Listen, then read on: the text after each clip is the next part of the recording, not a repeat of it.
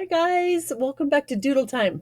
Okay, we did not get I did not plan ahead very well for the Zoom Doodle Time. And so I am going to go ahead and record, hello, all kinds of stuff here. I'm going to record it, but we're going to do something super fun. And the possibilities are endless with this. But when you're doing art, doodling of any kind, a huge part of art is lines and certain kinds of lines that you use a lot in artwork. And so we're going to kind of do line art, I would call it. You've probably maybe heard of Zentangle, which is lines that tangle, and they make so many cool patterns and pictures out of them. So if you practice your line art enough, there is some amazing artwork out there in Zentangle that you could do.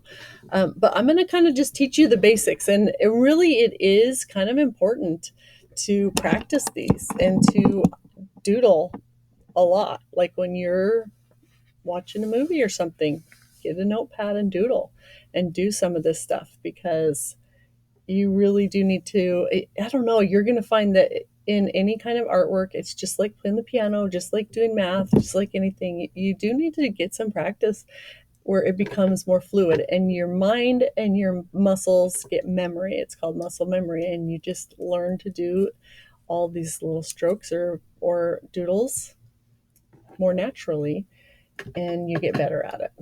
So I definitely need to do more practicing all the time. So let me show you my list of line art ideas that, just off the top of my head, writing things down that you hear and terms you hear and doodles you do a lot in when you're drawing or painting.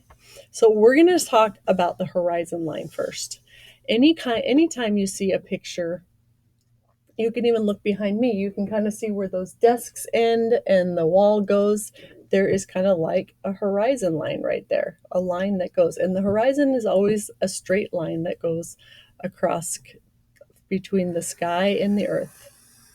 If you look down the street, you're going to see kind of like a horizon line, and it's straight. So that is kind of an important thing to know. Well, there is in lining, they get the word from horizon, the horizontal line. So when you're doing lines, if you hear someone say draw a horizontal line, I always think, okay, horizon is horizontal, so I'm going to do that. So you do a set of horizontal lines together.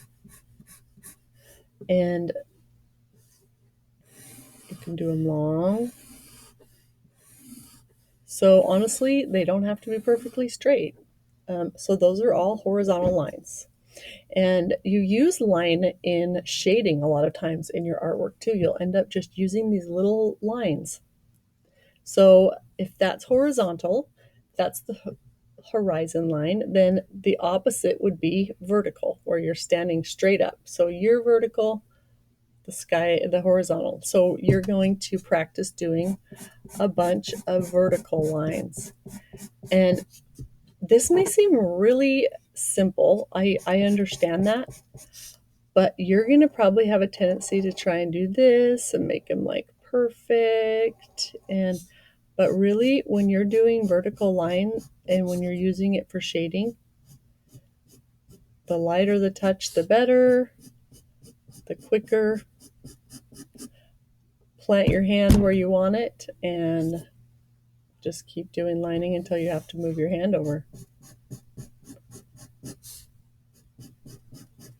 Okay, so there's your horizontal, vertical, and now the diagonal line. I know in the keyboard you see that all the time, but in artwork, the diagonal line, I'm going to get my little list here, is also called hatching. I know, right? What is that? But hatching is, so here's your diagonal line that you see on your keyboard. Am I saying that wrong? No, I'm right. But when you do hatching, you're doing this like quick light movements. So you can tell that I'm doing very slow, deliberate movements in my diagonal line. But when you're doing hatching, You can lay them right next to each other. You can spread them out. You can make them longer. You can make them smaller. Hatching is probably the number one thing that I use and a lot of artists use when they're shading. When you just want to do a quick shading of something, you use a lot of little hatch lines. And in order to make your shading darker where you need it darker, you do what's called cross hatching. So we have hatching and then cross hatching. So just like it sounds like, you go the opposite direction. And so say I just want to shade the bottom of my line more, I'm going to cross hatch in those areas. And so it just makes a little darker area. So hatching, cross hatching. And sometimes it can be really fun to go through and fill in some of your cross hatching if you're doodling in different ways. I actually have a lot of fun with cross hatching. Okay, so I want, between this, if you want to pause, you can, or watch it all and then put it on again and practice doing these things. Write out your list of what it is and make yourself a little chart of what each of them are. A lot of times I like to make a chart like this. I'll make a square and I'll be like, okay, this square is going to be dots, circles, dots. Obviously, you know what a dot is and a circle is. But these are just to give you an idea of different kinds of doodle designs you need to do. So for if you want to make yourself a little chart of these, you can. All right, a wave. A wave can be anything. It can be some waves like that. Your waves can be exactly the same. Nothing is exactly the same in life, so it doesn't need to be. Or you can make them different. I've seen a lot of neat doodle drawings done with wacky waves like this. And then filling in different designs inside each of the waves or words. There's a lot you can do with waves. I love to make the wave it took me some getting used to. But when I was a teenager, I would sit here and doodle a wave all the time. It in my free time. Would come up, stop, come back the other way, come up, stop, come back the other way.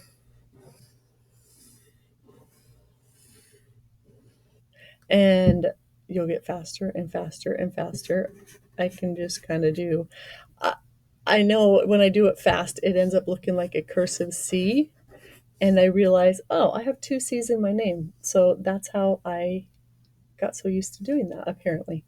So, yeah. And then there's so many fun things you could do with a wave, right? There's the masterpiece Asian art called the Great Wave that you can look on that and see how many cool things they did with their wave. All right, waves, loops. Let's try loops. Wow, look at that. So easy. It's like a cursive E. You just keep connecting it. You can make tall loops. You can make wider loops.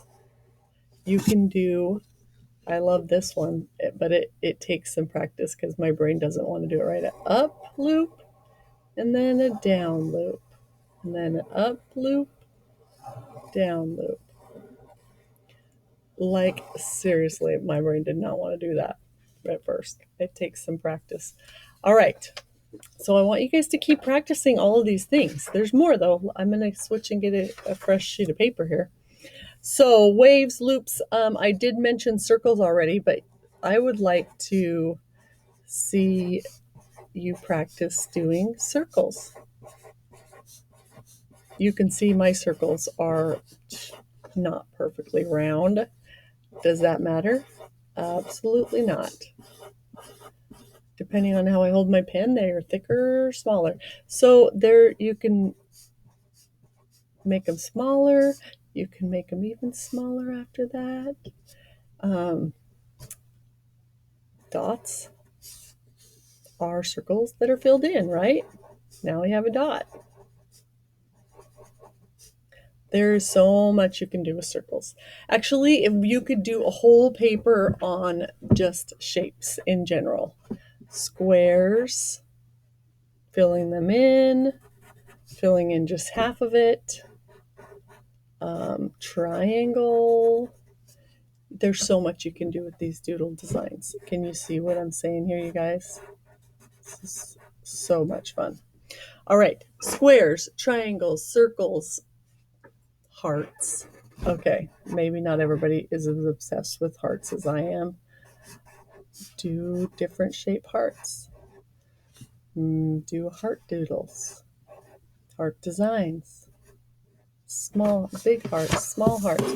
Do some hearts, turn the paper upside down, and do some the other way.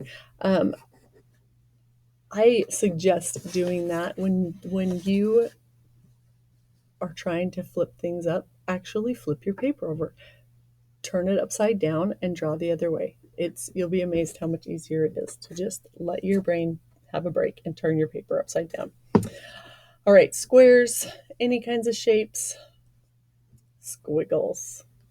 All right, I'm going to go down the page with these squiggles, but you could go down, across. These are just like little waves, apparently, obviously. You can make your squiggles perfectly match up with each other, or you can make them perfectly opposite of each other.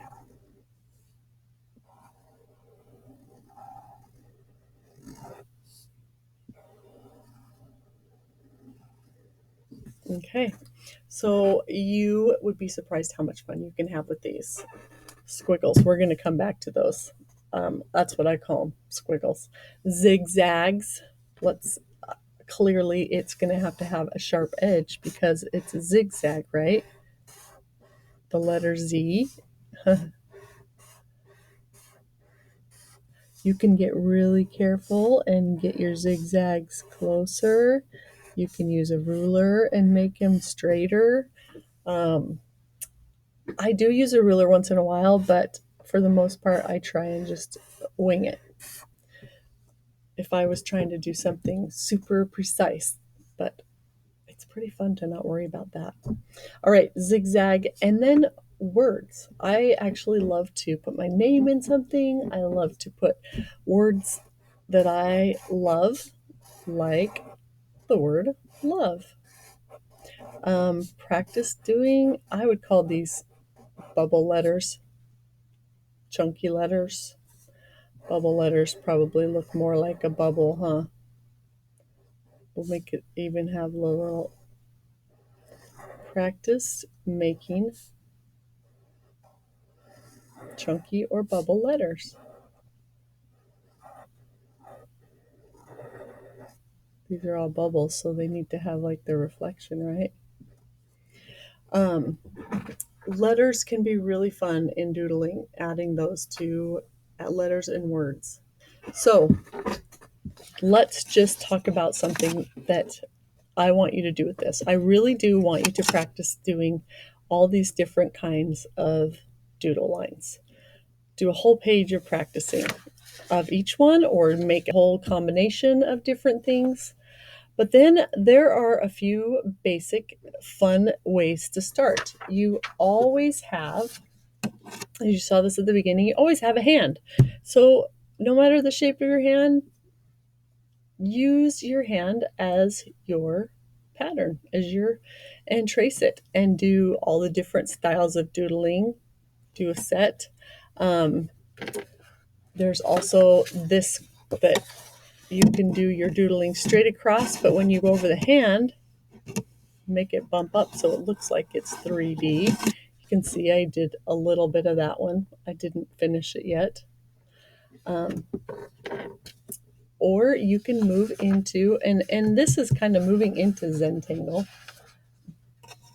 On this one, I just traced different shapes of cups and squares and triangles that I have, and everywhere the lines intersected, I'm doing a different type of doodle.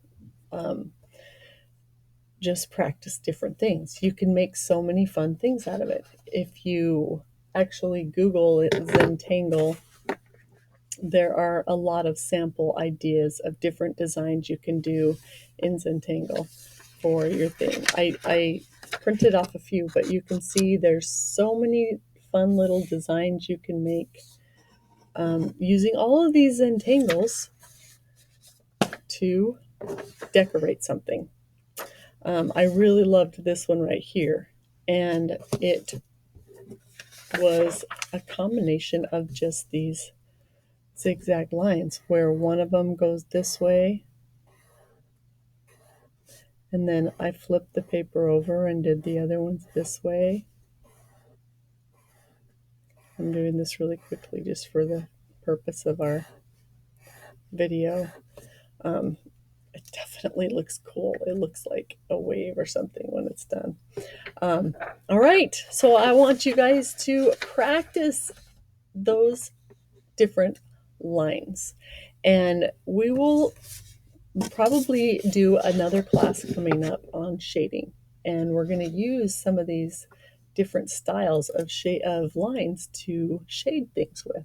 So you're going to want to have fun practicing them. All right, have a great day.